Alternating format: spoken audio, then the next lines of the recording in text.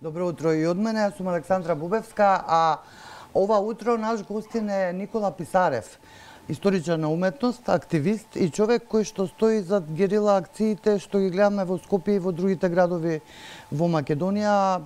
Добро утро и добро дојдовте во утрински брифинг. Добро утро, добро ве најдов. Добро. Зашто сакам да поразговарам, знаеме, сите ги знаат, ми се чини, герила акциите, тоа се последната беше джиновска папуча што ја видовме некаде на почетокот кога почна карантините, нели заради пандемијата, па вие препорачувавте на тој начин на граѓаните да останат да седат дома. Но малку попушти пандемијата, барем делумно, и вие ги започнавте повторно акциите. Многу ми остави впечаток оваа акција која што ја спроведовте и која што донесе ни поразителни, би рекла, резултати, а тоа е дека на своите тела носевте табли со надписи "Јас сум Емла, јас имам Даунов синдром" и баравте од граѓаните да ве допрат. Само 300 од 3000 ве допреа.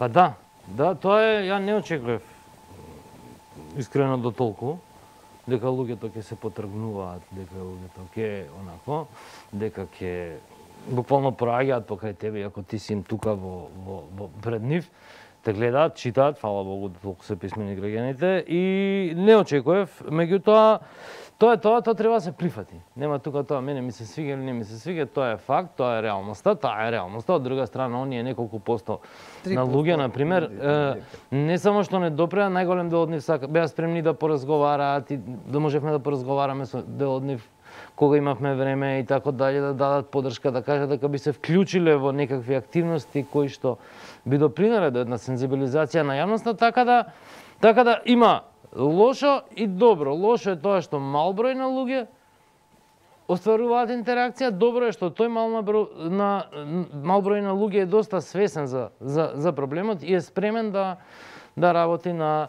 решавање на таквите напластени проблеми во општеството, затоа што тоа не сега е иницијацијата практично за тоа што го правиме, меѓутоа ние на 3 месеца, на 2 месеца се соочуваме во јавноста со таков проблем, а луѓето кои што имаат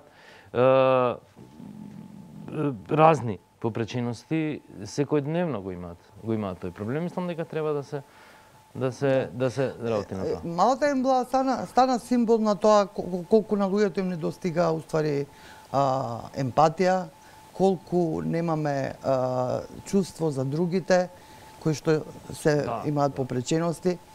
Но еве и покрај овие поразителни резултати вие велите добро е што луѓето, некои од тие луѓе сакаат да помогнат. Видете сега, тоа е дали е чашата пола полна или е пола празна. Јас се гледам секогаш до пола полна. Затоа што имате со кого да работите. Замислете вие никој да не ве допре, никој да не направи. Тогаш веќе сте во зид и треба да тргнете од -2. А вака може да тргнете од некоја нула за да ги менувате работите ни за еден одреден тек на време. Ја не викам дека ние како уметници и како активистичка група можеме да ги смениме многу, ние можеме да влијаеме во јавноста, да правиме такви работи за луѓето кои што стручно, професионално се бават со тоа да се вклучат малку повеќе, а ние како јавност, како граѓани, меѓутоа и ние како уметници, како активисти да помогнеме во разглавање на таа приказна за да тоа оди некако подобро, затоа што ние у принцип, знаете сега антрополошки, историски, сме соочени од секаков страф од непознато. Така да, тоа е можеби тука треба да се бара, зошто и како тоа друга дискусија се окажува. Да, кога беше нова година, односно тие предновогодишни денови, исто така ми остави впечаток што вие со вашиот автомобил всушност одевте по улиците на Скопје и им дававте пакетчиња на децата од улица. Тоа се оние деца кои што просат секојдневно и кои што ги гледаме секојдневно на семафорите, на раскасниците и така натаму. Тоа е голем општествен проблем со децата што просат, со нивната незгриженост, со причините зошто е тоа така. Но сепак еве во целата таа предновогодишна еуфорија вие се сетивте и на нив.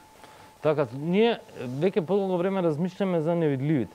Ние ги викаме невидливите и практично во секој град на светот имате неколку илјади невидливи луѓе кои што се тука околу нас, ние не ги приметуваме, тие живеат на некоја маргина, како што живеат, се соочуваат со сите проблеми.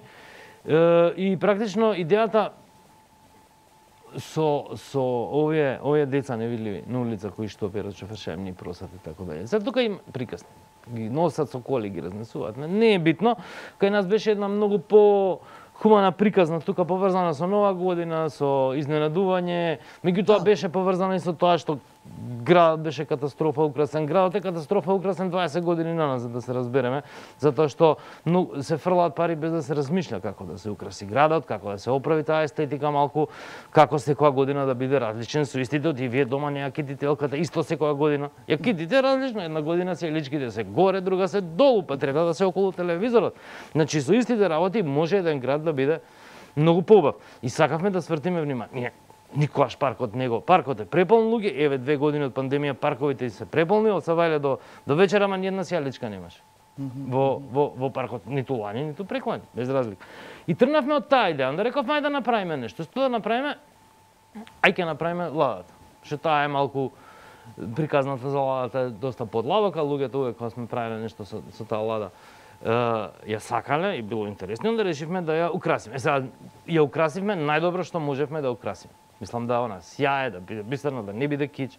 Баш она ја направивме као болја него, што ни вика луѓе, болја него Кока-кола, рекламите сте ја направиле ладата. И онда беше бесцелно само да се возите. Тоа е стварно бесцелно за луѓе ве видат, да видиме, дајте барем овие луѓе што се на улица, деца особено, пошто Нова година е сепак празник на кој што највише му се радуваат децата, дајте барем нив да ги изненадиме и купивме пакетчиња, добивме донации за пакетчиња на луѓе. Практично сите кога почнавме да работиме, некако се вклучија пуна луѓе. У тоа, цвеќара една ни излезу пресред, ни даде оние хартии големи да спакуваме, па ни спакуваат тие кутии кои што изгледа како поклони на кров и така дале. Многу луѓе се вклучија за да можеме да издржиме за поделиме, пошто ние стварно 2 дена, 3 дур возевме, колата ни беше пуна со пакетчиња, сега како? Имаше луѓе ни се Никола, долго време ги правите овие акции, официјално од 2015, меѓутоа учествувате и подолго време во различни акции. Сакам да ве прашам дали има влијание, бидејќи гледам дека и други сега кои што немаат врска со вас, активисти од различни групи ја користат таа уметничка форма за да кажат, да пратат некоја порака до јавноста. Има ли влијание ова што го работите? Па сигурно дека има, значи има неколку начина на кои што ние можеме да измериме влијание. Едното е просто. Работиме, правевме Камел Трофи есеноска, тие улици со кал се средени. Во аеродром, таму позади мајчин дом и уште едно мало уличе. Едната е скроз средена, другата е во процес на средување, значи тоа беше во ноември. Пред тоа исто нешто во октомври, значи директни резултати има по многу работи кои што сме ги работеле. Тоа е едната работа. Втора работа е тоа што се поголем број луѓе зборуваат.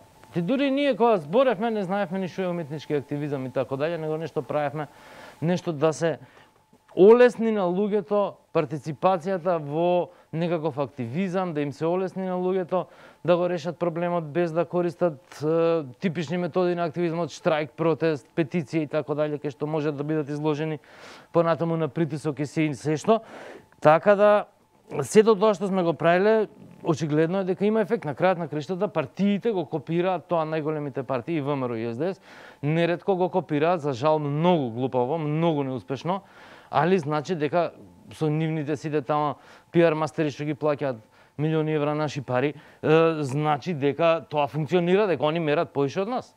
Пазете, ние можеме да измериме просто или ако го замолиме Спасов од рейтинг да ни каже аутрич од прилike колку ни бил, па ќе ни каже бројче од прилike на Бафтанел. Меѓутоа очигледно е дека ако вие, например, акцијата за Нова година, јас вака и што разговарав со луѓе, сигурно 400-500 луѓе ја виделе, им се свиѓала и така дале, така да тоа се големи бројки, така да ефект има.